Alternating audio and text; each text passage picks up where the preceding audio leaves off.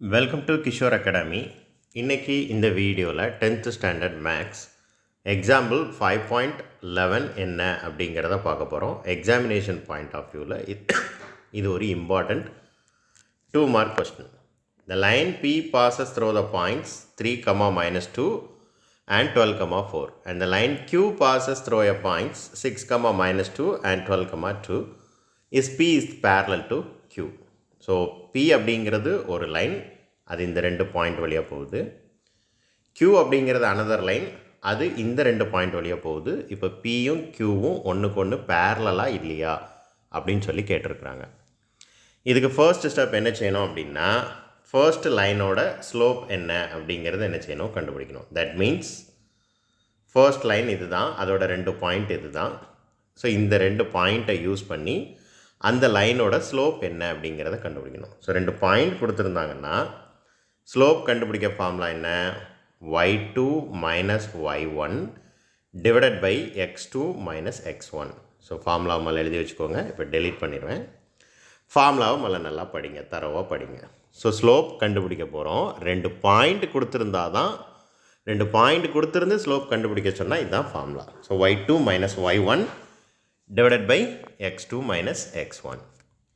இப்போ பாருங்கள், இதுதான் x1, இதுதான் y1, இது x2, இது y2. இப்போ ஃபார்முலா படி y2 minus y1 divided by x2 minus x1. இப்போ இந்த ஃபர்ஸ்ட் ஸ்டெப், இந்த மைனஸ் இன்ட்டு மைனஸ் என்ன ஆயிரும் அப்படின்னா ப்ளஸ் ஆயிரும். ஸோ 4 + 2 ஆயிரும். அண்ட் 12 - 3 அது அப்படியே இருக்கும். 4 + 2 எவ்வளவு 6, 12 - 3 எவ்வளவு 9. ஸோ இந்த ரெண்டையும் சிம்பிளிஃபை பண்ணால் என்ன கிடைக்கும், 6 divided by 9. 2 3s are 6, 3 3s are 9, 2/3. First லைனோட slope என்னன்னு கண்டுபிடிச்சாச்சு, which is equal to 2/3.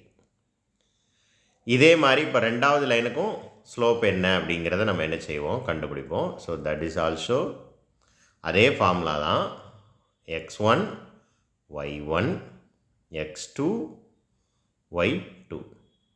அப்போ ஃபார்முலா படி y2 மைனஸ் y1, y2ஓட வேல்யூ எவ்வளவு 2 மைனஸ் ஆஃப் y1ஓட வேல்யூ எவ்வளவு -2 டிவைடட் பை x2ஓட வேல்யூ வந்து 12 அண்ட் x1ஓட வேல்யூ வந்து 6.